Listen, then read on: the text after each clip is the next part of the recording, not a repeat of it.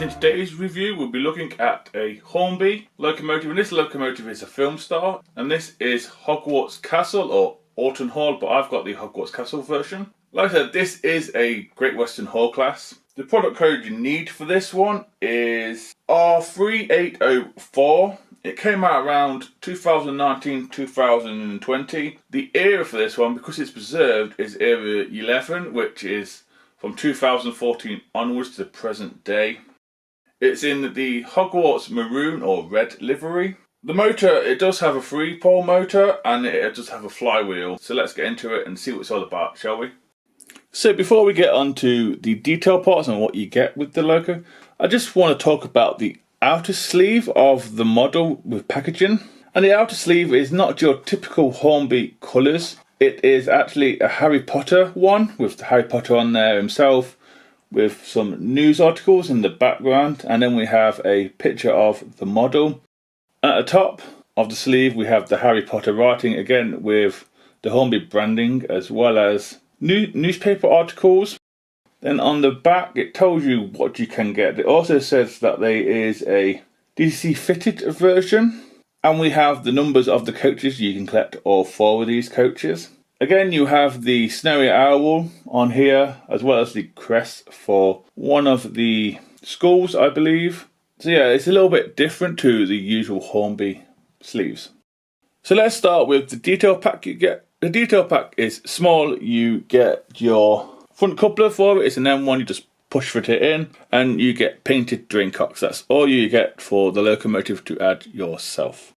You also get a manual for the Hall class, and this manual is for DC ready and sound and DC fitted. It's the usual Hornby stuff. So on the first page it tells you about DC ready, running hints, chassis, motor, lubrication, that sort of stuff. Routine maintenance is always good to do.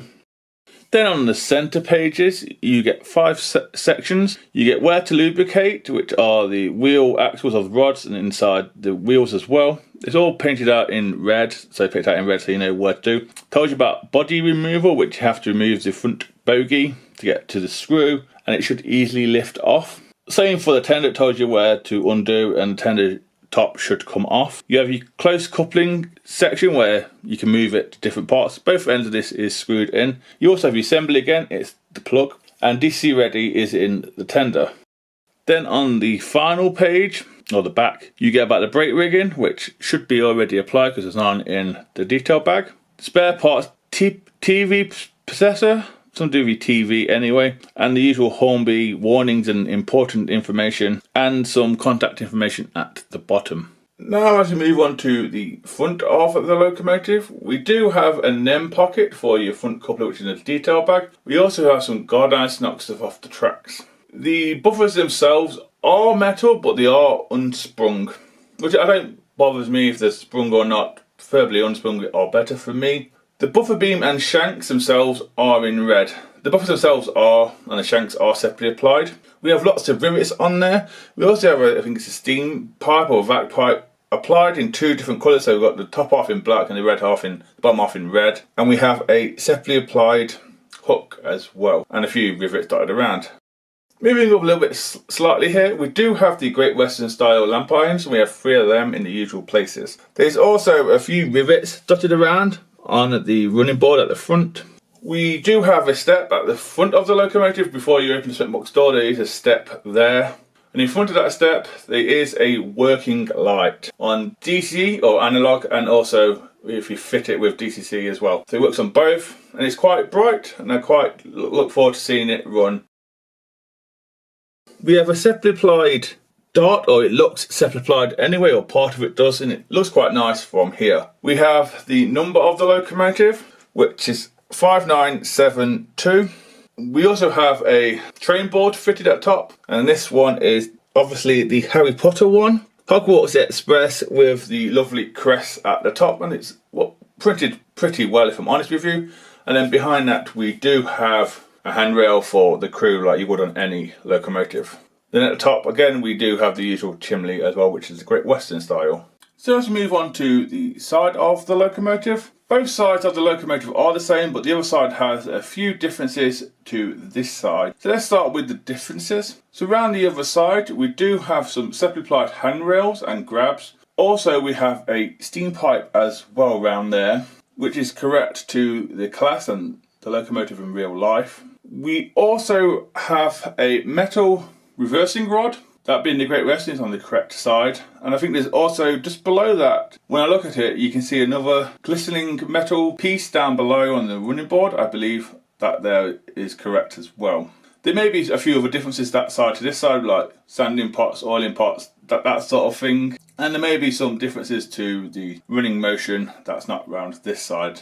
So I do apologise if I've missed any.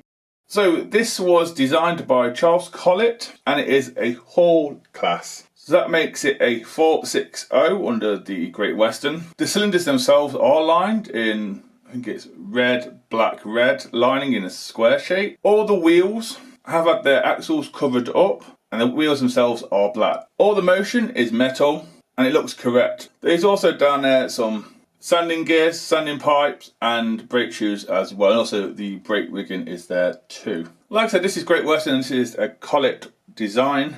As you can tell, this is in the Harry Potter livery, so it's a red livery with a orange or lighter red lining on the boiler, which is correct for the loco in the film. We have 3 splashes that have the gold trim around the outside.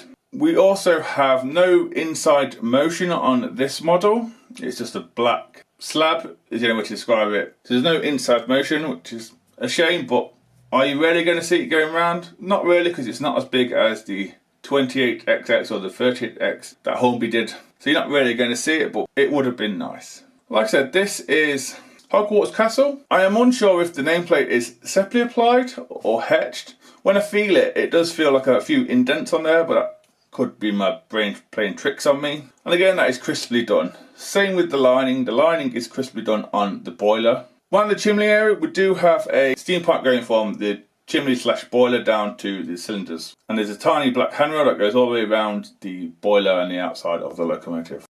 As we move on to the cab area. The cab area itself is the usual Collett design. We have some quite thick, wide steps, which is correct. We do have some lining as well, which is, I think it's either orange and red or one or the other. Then it's black, then either orange and red. We have a separately applied or tampo printed number, again, 5972. And yes, this is OLTON Hall in real life. We have some gold trim around the windows, and we also have some glazing in there.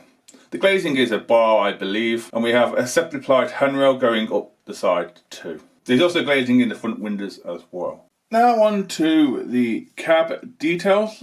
So these cab details are pretty basic.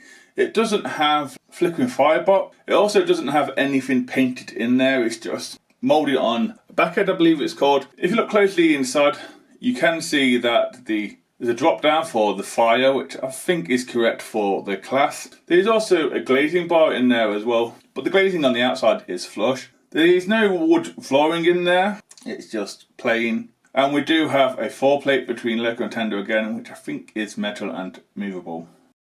As we move on to the front of the tender, as I like to call it, there is a few ribbiting further down, and there is some black buffers, as I want to call them, on the front of the tender. We have a coal chute with a few bits of coal hanging out. We also have 2 hand brakes, which I think one is a handbrake and one is for the water scoop. There are a few cupboards. There is a black bit of wood going across, like you get in some models. It's not been painted or anything. It's black. There's rivets on it as well. And then on the outside, we do have the separately applied handrails by the looks of it too. Now onto the side of the tender. Both sides of the tender are exactly the same. So like I mentioned before, we do have a separately applied handrail near the cab. We also have the lining around a small part of the tender before it lips up. Again, I think that's orange or red. And I think it's black and then orange or red again. That is crisply printed.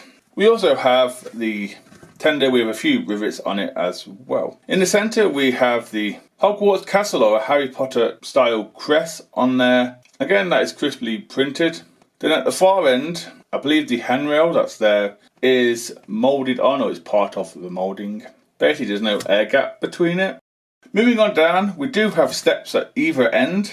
We have crisply applied springs and axles and some supports and arches. They're all crisply moulded underneath. And we also have metal wheels as well. If you look closely, you can see the water scoop and the brake rigging has already been applied. Now, as we move on to the back of the tender, much like the front of the locomotive, this has metal unsprung buffers and they are circular. We have the coupling already applied at the back. Again, it goes into an M pocket like the front one. Again, we have the buffer beam and shanks in red. The shanks themselves are separately applied. We have a few rivets on the buffer beam itself. We have a steam pipe or vat pipe in the traditional colours from the Great Western, and it's painted well. And then we have a hook in the centre. On the tender sole bar, there's a lip sticking out, and that is where the lamp irons are. There's 3 of them, and they are black. I think they're part of the moulding. Like I said, the hand grabs on the back, or handrails on the back, are all part of the moulding, unfortunately. But when it's going around, are you going to notice? Probably not. But it could be an easy fix if you wanted to make them properly, like, see-through. We do have a few rivets. We also have, I think it's 4 steps in total there. There's also no plaque for anything around the back here. And I don't think there's any lining either, it's just in the red. Like I said, we have 2 hand grabs at the top. Again, they are part of the moulding. And I think there's a lamp iron at the top too. As we now do an air review on top of the tender. The top of the tender again is all in black. We have a water filler cap. We have a dome in there as well. Around the water filler cap, we do have some riveting. On either side of the dome, we have, I think they're called eyes. Basically to tie tarpaulin down to protect the coal, I believe, or the crew from the harsh weathers. They're all crisply moulded.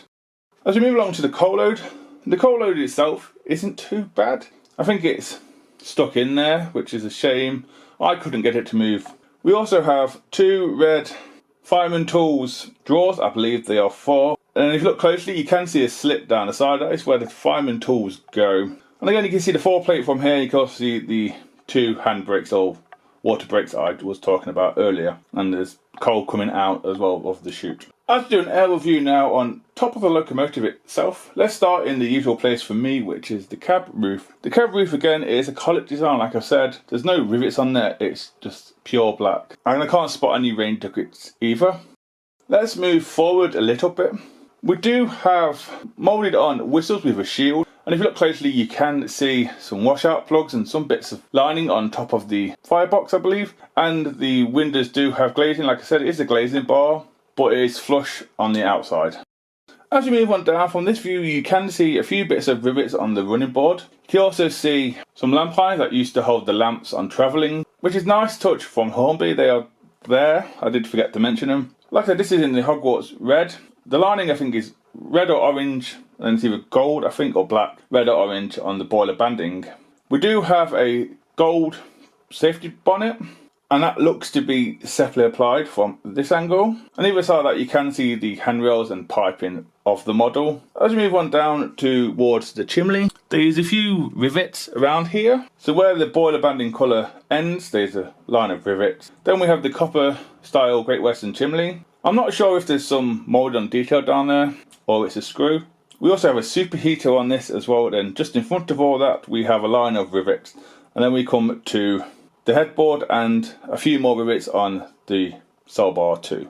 Now we will look at the underside of the locomotive. On the cylinders, you can see 2 holes or 4 holes in total to add your drain cocks if you wanted to. Hopefully this shouldn't derail the locomotive. I know sometimes when you have drain cocks, they will derail the locomotive, especially on tighter radius. The front bogie sadly doesn't pick up any power.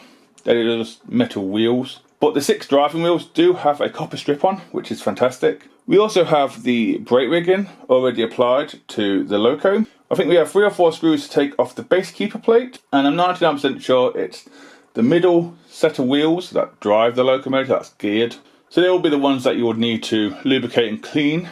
And I don't think there's any bearings inside the model for the wheels, which is a shame, but I haven't had any issues when they haven't got bearings. Again, we do have some moulded on both sides, piping on the underneath, which I forgot to mention, and we also have the brake shoes and sanding pipe all lining up with the wheels, which is correct. It's a very good touch that Hornby applied to the brake rigging for people.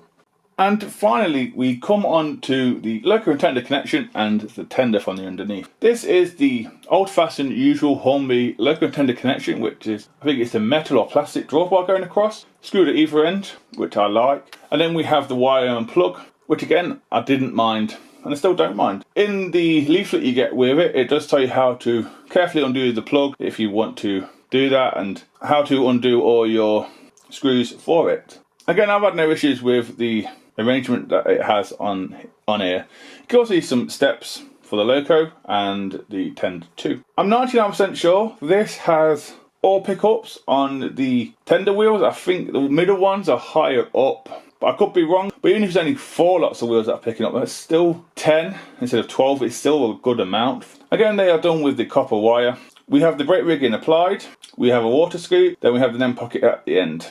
To take off the tender top, if you want to, there's I think 2 screws near the back of the tender. There's also a few screws if you want to take off the base key plate to clean it, because you have to oil your axles from time to time, and the oil gets old, you need to clean it. But overall, it is a highly detailed. It's a shame some of the detail when it's going around, you're not going to see it. So yeah guys, that's it on the tracks. The next up is the usual points test and second radius. On the box, it does say it can do second radius, so it'd be interesting to find out if it can. Hornby don't normally let it down on second radius, so here goes.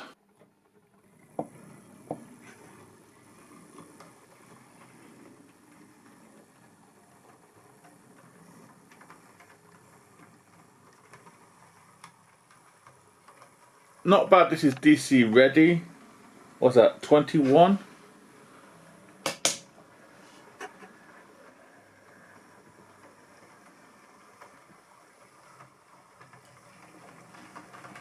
A little bit faster in reverse, not bad.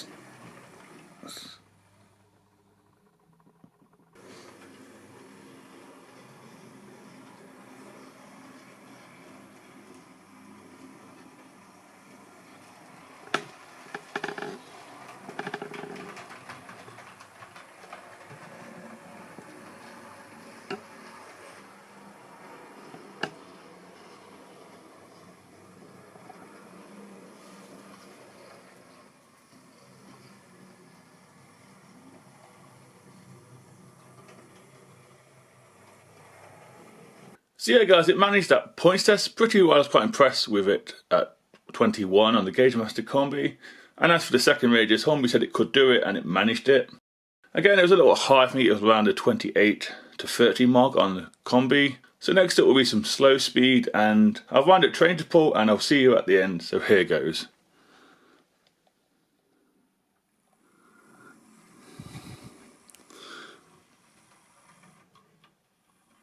Yeah, wire got caught. Again, not bad speed. It's not bad at all. Sorry about the stuttery, it's the wire got caught.